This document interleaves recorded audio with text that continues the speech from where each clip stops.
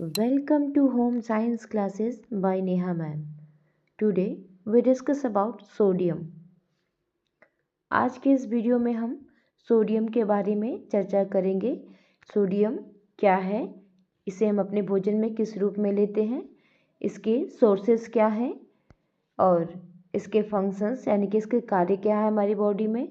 साथ ही अगर हमारी बॉडी में सोडियम की मात्रा में असंतुलन होता है अर्थात कम या ज़्यादा होता है तो उसके क्या प्रभाव देखने के लिए मिलते हैं। तो अब हम अपनी वीडियो को स्टार्ट करेंगे। सोडियम सभी भोजन में विद्यमान रहता है अर्थात सभी भोज्य पदार्थों में पाया जाता है।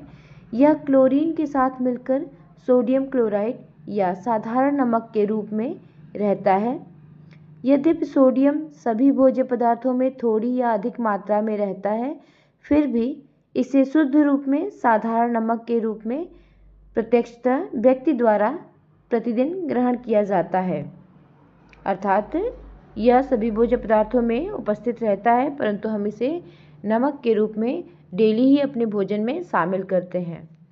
नेक्स्ट टॉपिक है हमारा सोर्सेज ऑफ सोडियम।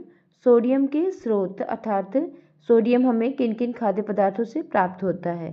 प्राणी स्रोत से सोडियम अधिक मात्रा में प्राप्त होती है। प्राणी स्रोत मतलब जो हमें जीवों से प्राप्त होती है अर्थात जैसे दूध से बनने वाले मक्खन या पनीर या घी इत्यादि जो भी होते हैं, इनमें जो सोडियम की मात्रा होती है या मांस मछली इत्यादि मछली भी में भी हमें सोडियम की अच्छी मात्रा प्राप्त होती है। तो दिया है कि प्राणी स्रोत से सोडियम अधिक मात्रा में प्राप्त होती है जैसे दूध, मांस, मछली और दही आदि सोडियम प्राप्ति के उत्तम साधन हैं। मक्खन तथा चीज़ में सोडियम अधिक मात्रा में होती है क्योंकि मक्खन तथा चीज़ को बनाते समय हम उसमें नमक का उपयोग भी करते हैं। वनस्पतिक स्रोत से भी सोडियम की मात्रा प्राप्त होती है जैसे हरी पत्तेदार सब्जियों में सोडियम की मात्रा पाई जाती है। साथ ही हमें यह अनाजों में भी मिलता है, दालों में भी मिलता है। ठीक है, अब हम जानेंगे सोडियम के कार्य, फंक्शंस ऑफ सोडियम। फर्स्ट इसका कार्य है यह हमारी बॉडी में अम्ल क्षार संतुलन को नियमित करता है। दूसरा है हृदय की धड़कन को नियमबद्ध रखता है अर्थात हृदय की धड़कन को भी नियमित रखने का कार्य करता है। साथ ही जल संतुलन में सहायक होता है अर्थात हमारी बॉडी में जल की जो मात्रा होती है उसे संतुलित करने में या उसमें बैलेंस बनाए रखने में इसका बहुत बड़ा योगदान होता है। अगला है तंत्रिका उत्तेजना में सहायक अर्थात हमारी जो नर्व्स होती हैं, न्यूरॉन्स जो होते हैं हमारे, उनमें जो उत्तेजना होती है उसमें भी ये क्या करता है, उनमें सहायता प्रदान करता है। पांचवा है अमीनो एसिड तथा कार्बोहाइड्रेट के अवशोषण में सहायक। ठीक है, नेक्स्ट और इसका लास्ट कार्य है मांसपेशियों के संकुचन में सहायक अर्थात हमारे बॉडी में सोडियम अगर सही मात्रा में रहता है तो हमारी बॉडी की मांसपेशियों का संकुचन सही होता है। ठीक है, तो अब इससे पहले हम थोड़ा सा डीपली जान लेंगे कि यह अम्ल क्षार संतुलन को नियंत्रित कैसे रखता है।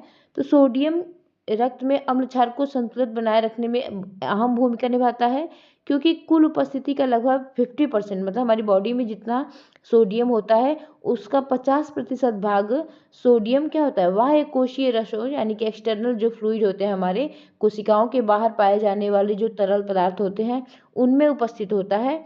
और उसका जो एक धनायन होता है यानी कि एक उसका जो पॉजिटिव वाला जो होता है जो उस पर कहें हम इसे धनायन कहते हैं, तो उसके जो एक धनायन की भांति कार्य करता है वह रक्त में बफर की तरह कार्य करता है जिससे वह रक्त को न अधिक ज़्यादा अम्लीय होने देता है और न ही अधिक क्षारीय होने देता है। ठीक है, तो यह हमारे बॉडी में अम्ल क्षार संतुलन को इस प्रकार नियंत्रित करता है। दूसरा इसका कार्य था हृदय की धड़कन को नियमबद्ध करना। तो यह सोडियम जब हृदय की धड़कन की गति को सामान्य बनाए रखने के लिए बहुत ज़रूरी होता है क्योंकि सोडियम अगर नहीं रहता हमारी बॉडी में तो हृदय की मांसपेशियों का जो सामान्य संकुचन होता है और विमोचन होता है यानी कि सिकुड़ना और फैलाव जो होता है वो नहीं हो पाता है। ठीक है। नेक्स्ट कार्य था इसका जल संतुलन में सहायक। तो शरीर में जल के संतुलन बनाए रखने में भी सोडियम बहुत आवश्यक होता है।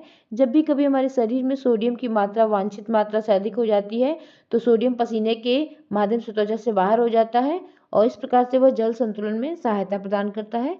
साथ ही नाड़ियों के उद्दीपन में सहायक था और इसके अलावा हमारे तंत्र के उत्तेजना में भी सहायक था। इसे कहें नाड़ियों कहें या तंत्रिका कहें, तंत्रिका के उत्तेजना में सहायक था। तो यह क्या था कि नाड़ियों में जब हमारी संवेदनशीलता जो होती है उसको बनाए रखने में भी सोडियम बहुत उपयोगी होता है और इसी वजह से उसकी उत्तेजनशीलता में भी यह सहायक होता है। नेक्स्ट इसका जो कार्य था, पांचवा कार्य, अमीनो अम्ल या अमीनो एसिड और कार्बोहाइड्रेट के अवशोषण में भी यह सहायक था, क्योंकि कार्बोज और अमीनो एसिड का अवशोषण छोटी आंत में होता है और सोडियम आयन यानी कि इसका भी अवशोषण कहाँ होता है, छोटी आंत में ही होता है। तो इस प्रकार यह अमीनो एसिड और कार्बोज के अवशोषण में भी सहायक होता है। साथ ही इसका जो लास्ट कार्य था, मांसपेशियों के संकुचन में सहायक। तो सोडियम मांसपेशियों के संकुचन एवं प्रसारण के लिए भी अत्यंत महत्वपूर्ण लवण है, क्योंकि सोडियम की कमी के अगर हो जाती है हमारी बॉडी में तो मांसपेशियां शिथिल हो जाती हैं। इस प्रकार से सोडियम शरीर के सभी अंगों को क्रियाशील बनाए रखने में सहायक होता है। ठीक है। अब हम जानेंगे सोडियम में असंतुलन, अर्थात हमारी बॉडी में अगर सोडियम की मात्रा कम हो जाती है या अधिक होती है तो क्या प्रभाव देखने के लिए मिल जाते हैं। तो पहले हम जानेंगे कि कम होती है तो उस स्थिति में, जब हमारी बॉडी में सोडियम की मात्रा कम है तो उस स्थिति को हम क्या कहते हैं। तो जब कम होता है तो हम लोग कहते हैं हाइपोनेट्रीमिया, और जब अधिक होता है तो उसे हम लोग कहते हैं हाइपरनेट्रीमिया। तो वही दिया है कि शरीर में सोडियम की मात्रा में कमी या अधिकता सोडियम में असंतुलन कही जाती है।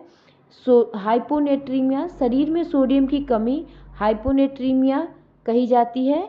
हाइपरनेट्रीमिया, शरीर में सोडियम की मात्रा का अधिक होना हाइपरनेट्रीमिया होता है। अब हम जानेंगे कि हाइपोनेट्रीमिया की स्थिति में शरीर पर क्या प्रभाव पड़ते हैं। इफेक्ट्स ऑफ हाइपोनेट्रीमिया, जब हमारी बॉडी में सोडियम की मात्रा कम होती है तो उसके प्रभाव देखने के लिए जो मिलते हैं वो इस प्रकार से हैं। मांसपेशियों में तेज पीड़ादायक संकुचन होगा। ठीक है, यानी कि हमारी मांसपेशियों में बहुत तीव्र संकुचन होगा। ठीक है। नेक्स्ट इसका कार्य है गर्मी से ऐंठन, या जिसे हम लोग कहते हैं हीट स्ट्रोक कहते हैं, अर्थात गर्मी ज़्यादा होगी और हमारी मांसपेशियों में ऐंठन होने लगेगा। फिर तीसरा इसका कार्य है जी मिचलाना, अगर हमारी बॉडी में सोडियम की मात्रा कम है तो जी मिचलाएगा। चौथा इसका कार्य है थकावट या कमजोरी, तो अगर हमारी बॉडी में सोडियम की मात्रा कम है तो थकावट या कमजोरी भी देखी जाएगी।